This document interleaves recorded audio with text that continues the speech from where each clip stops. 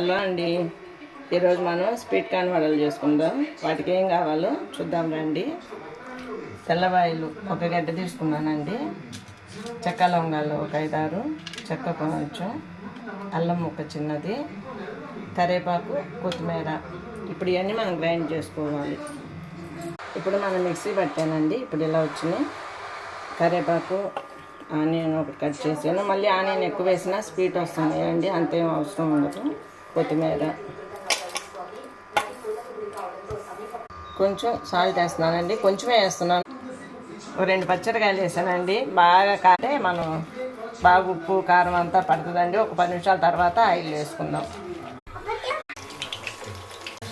ఇంకా అయిపోయినాయండి. Sweet corn vada ready అయిపోయింది. ఈ వర్షాలకి వేడివేడిగా ఇలా రెడీ చేసుకొని తింటే చాలా బాగుంటుంది ఫ్యామిలీ మెంబర్స్కి.